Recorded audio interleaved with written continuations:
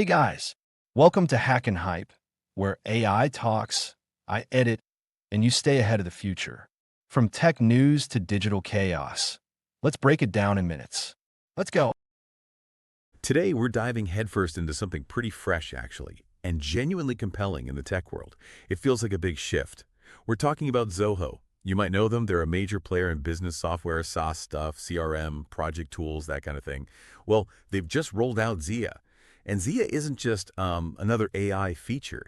It's their foundational large language model. Think of it like their core AI brain.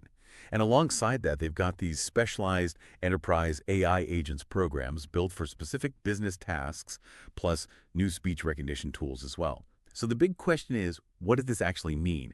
For businesses, yeah, but also what could it mean for you day to day? Okay, let's really unpack this one. Yeah, and what's really interesting, I think, is that this isn't, just another announcement from the usual suspects, the huge global tech firms. This is a really strategic move from an Indian origin company, Zoho. And they're pushing advanced AI into the mainstream, like beyond just those top-tier giants. It really signals a shift we're seeing towards AI that's much more customizable for business needs. Deep automation built into how people work, and also strong multilingual capabilities, all really designed with enterprise users in mind. So our mission here really is to give you a shortcut, a way to grasp how AI is genuinely changing real-world work.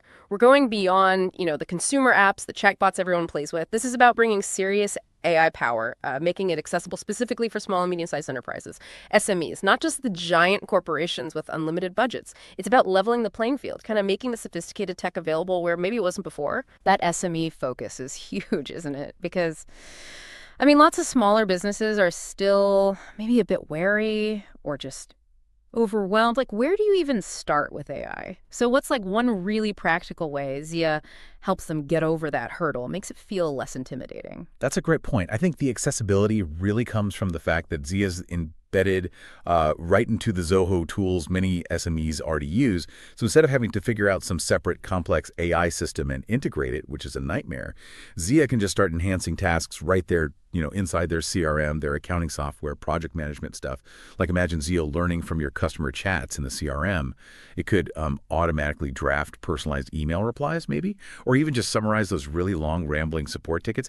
That instantly gives staff back time. That's often the aha moment for an SME, right? Realizing, wow, I just got back hours I used to spend on these tedious, repetitive things. Makes sense. Okay, so tying this back, let's connect it to the bigger picture here. Yeah. We've got Zoho's, Zia LLM, these AI agents, the speech tools. You're saying they're all really designed for one core thing. Exactly. The clear purpose is boosting efficiency, dramatically improving it, hopefully, by having the AI handle those real-world, often quite boring business tasks. Think about automatically pulling together complex reports from different data silos, or intelligently handling customer chats 24/7, or even just taking a long meeting recording and spitting out the key decisions and action items. It's about making work smarter, faster, less of a drag, really. Right. And you mentioned earlier, this isn't just another AI in the crowd. What makes it stand out, especially compared to, say, ChatGPT for enterprise or Google's AI offerings? Yeah, Zoho is definitely leaning hard on a few key differentiators. They're talking a lot about privacy, deep customization, and strong localization. Okay, let's break those down. Privacy first, how is that different? Well, the big promise there is more control over your data. Zoho is saying your business data stays within your private cloud instance, essentially. And crucially, it's not being used to train the big public models that everyone else uses. For companies worried about sensitive information, compliance, security, that's a massive deal, a really critical point compared to some other platforms. Okay, data stays put.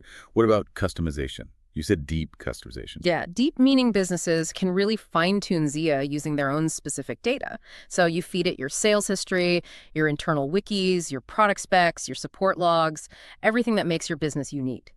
The result is an AI that actually understands your context, your operations. It reflects how you do things. That's something generic models often struggle with, right? They don't know your specific world. Got it. That makes sense for tailoring it.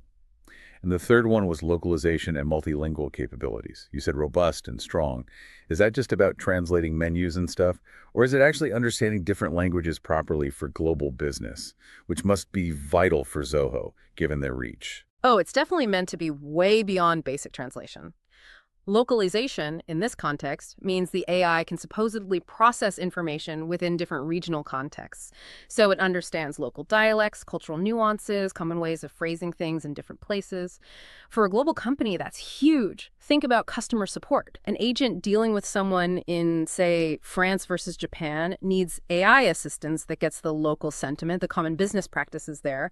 It's supposed to make those AI agents much more effective in real global interactions, ensuring the communication is accurate and, crucially, culturally appropriate, not just word-for-word translation. Okay, wow. So pulling all these threads together then, what's the big takeaway here? It is genuinely fascinating seeing Zoho make this kind of play. We talk so much about the hyperscalers, the usual giants. This feels different. From our perspective, I guess this development really signifies enterprise AI. Yeah. Well, maybe enterprise AI for everyone. Is that too strong? I don't think it's too strong. It feels like that's the goal. It's about taking these incredibly powerful AI tools, which used to be maybe out of reach, and making them genuinely accessible to a much broader range of businesses, not just the tech behemoths with massive AI research labs. Right. It kind of democratizes it, giving advanced capabilities to the small startup or the growing mid-sized company, things that can really change how everyday work gets done. Exactly. And that brings us to maybe a final thought, something important for you, the listener, to mull over as this tech gets more and more embedded.